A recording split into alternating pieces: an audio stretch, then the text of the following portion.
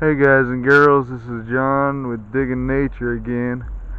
Um, Today we're going to talk about biodiversity, what it means to be biodiverse. As you can see, we're down at the river. Camera is currently aimed at a sycamore tree. I'll go up to the first crotch. Okay. So, the word biodiversity. What does it mean? A lot of people think that it means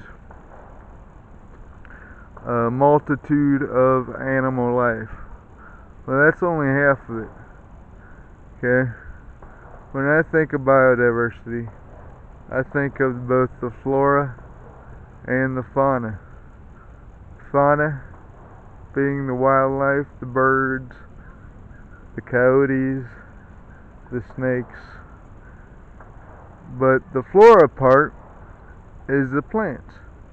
And as you can see, around the river, they got vines, poison ivy creeping up that hickory. We got stuff on the floor of the woods. Yeah, it's all English ivy. It should not be planted here. But some things we miss. As I was just walking along, I found these two items right there. First, being a snake skin. It's snakes shed their skin as they grow older and become bigger. Okay, you can see the scales right there. Snakes have scales, turtles have scutes. Mind you guys, this is the end of January, okay, and more than likely it belongs to a very big northern water snake. Northern water snakes are commonly found down by the river.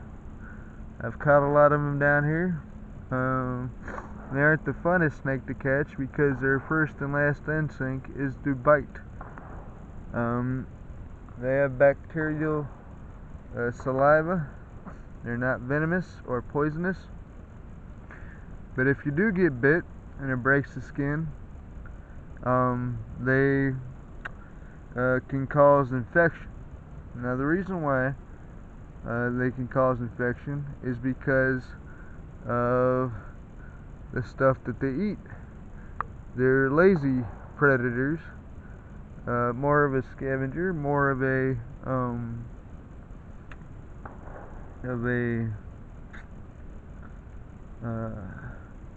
like a turkey vulture.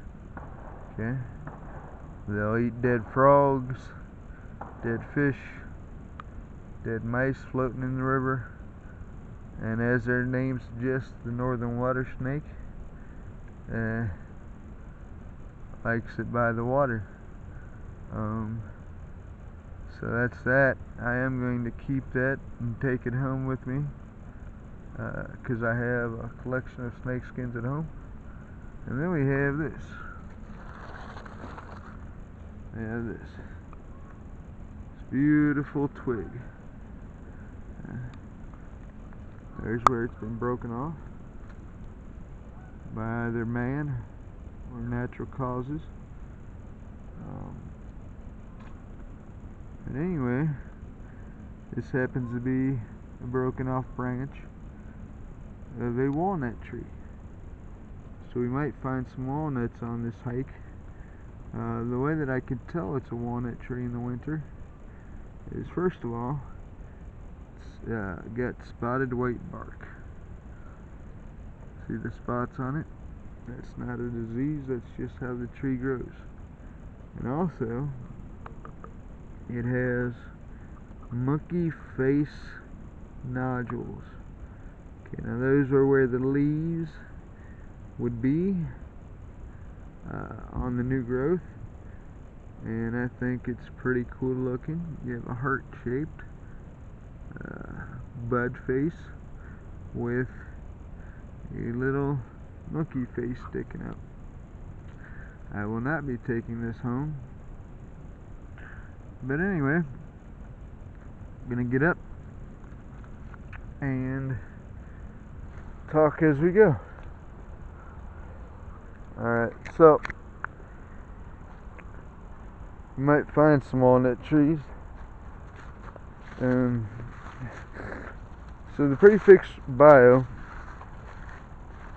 actually means life. Anytime you hear bio, as in biology, it's the study of life. The word diversity means to be diverse. So what does it mean to be diverse? It simply means to be multiple or many.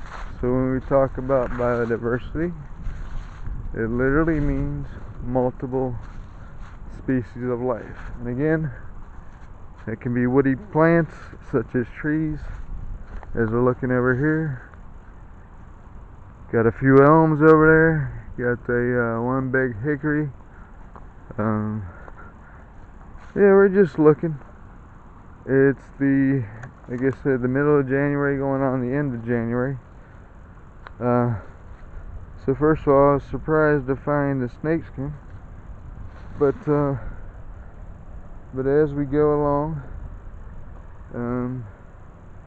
well, there's some good poison ivy there. You can tell poison ivy by its tendrils.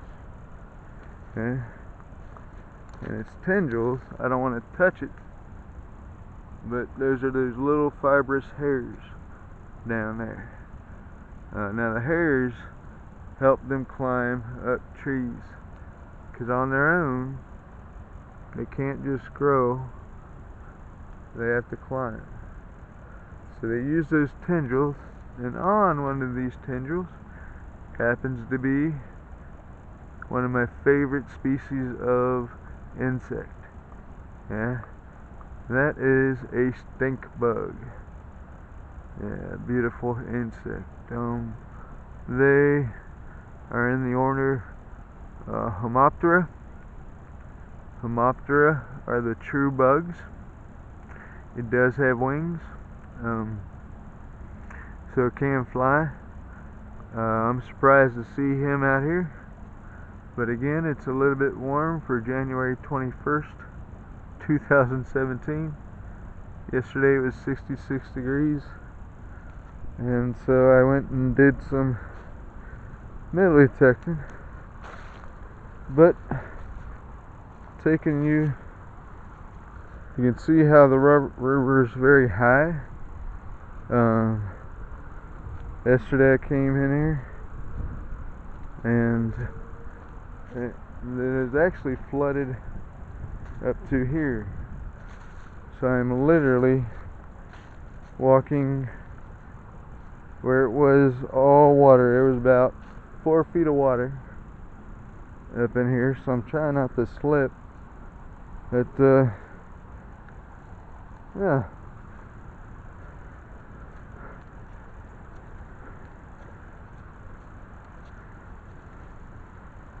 See if the river dragged anything up.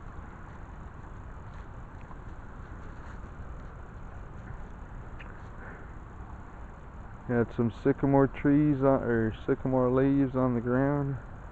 A lot of cottonwood tree or leaves.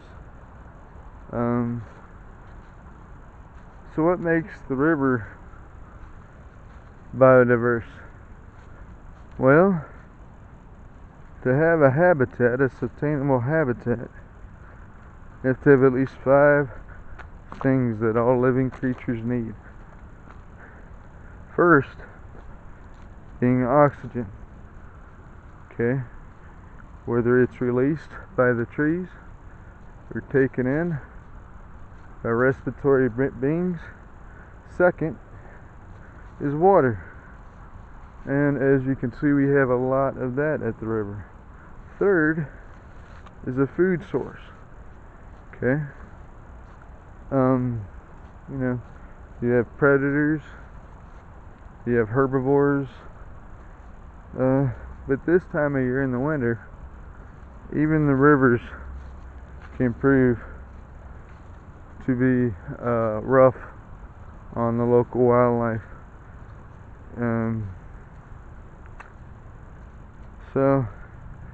And the third thing you have to have is space.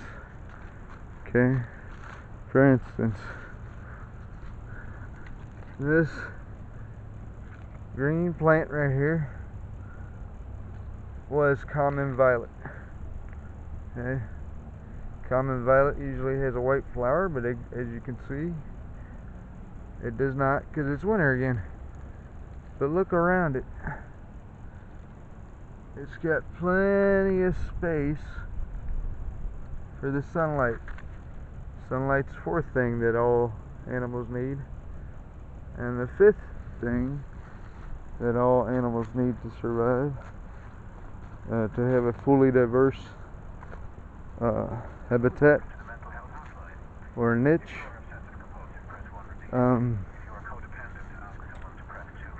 is shelter. So during the winter time, there isn't much shelter on the river. Yeah, there's holes in the ground. Yeah, there's leaves, there's bark, all that good stuff. But a lot of it, you can see, is what foresters call open canopy. Yeah.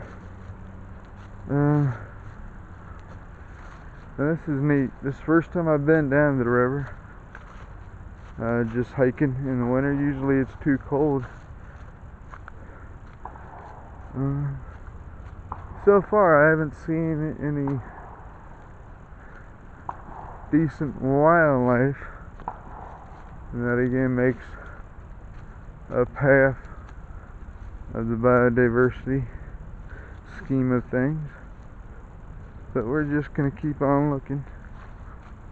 I am currently sinking in the mud, but I'm almost to the dry spot here, I think. Okay, there's a hole. That's somebody's shelter. Probably a mole or a vole. Moles are mammals. They have hair. Voles are often eaten by foxes. They're a quick snack. So, now why do you think we haven't seen much animal life besides hearing the birds? Well, the reason why is because of that. Right there, the river. It's rushing at an unsteady pace. This river, the Blue River, is normally calm, cool, and collected. So if I was a duck or a goose, I would not like to land there because of how swift the water is moving. I just came upon this. This is a sweet gum ball. It is a tree. There's the ball or the fruit of the sweet gum. Here's obviously a twig with the fruit still attached. Sweet gums typically grow and live on hillsides and like to keep their feet dry. They also like acidic soils, which this is not right now. We're in an alkaline soil type, which is partly because of the river. Biodiversity in the river is going to be a lot clearer when we come down here in the spring and the summer. You'll get to see a lot more species of birds.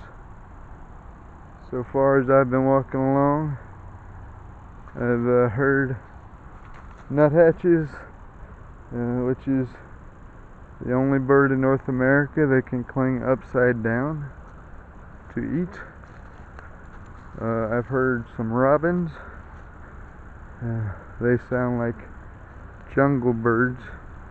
If you ever watch the Tarzan movies, they use robins to antiquate eagle calls, which is wrong in my book, but it is what it is. So as you can see, getting to the end of the trail here, we haven't really seen all that much besides the diverse plant life, some good trees. Is this big tulip tree is. Now, again, for some people it's hard to tell the species of a tree based on its what they call the fusiform, or the trunk. But yeah, and actually I'm mistaken here too, feeling a little bit rusty. It's actually a red elm. Native Americans use this tree to cure sore throats. They would cut into the bark. I don't really want to touch it because it's full of poison ivy again. You can see the poison ivy. But they would expose the deep red layer and either make a tea from the bark or just chew it up when they had a sore throat. So this is a 4-trunked elm. Now elms and poison ivy love acidic soil. So we moved from an alkaline soil type right here to a acidic soil type. Alright, so again, we're just gonna browse through and see if we can't see anything on the river or in the trees.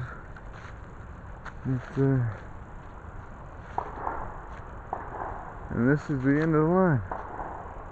So, hope you learned a little bit about biodiversity. Sorry you didn't see any wildlife. But that's all I got.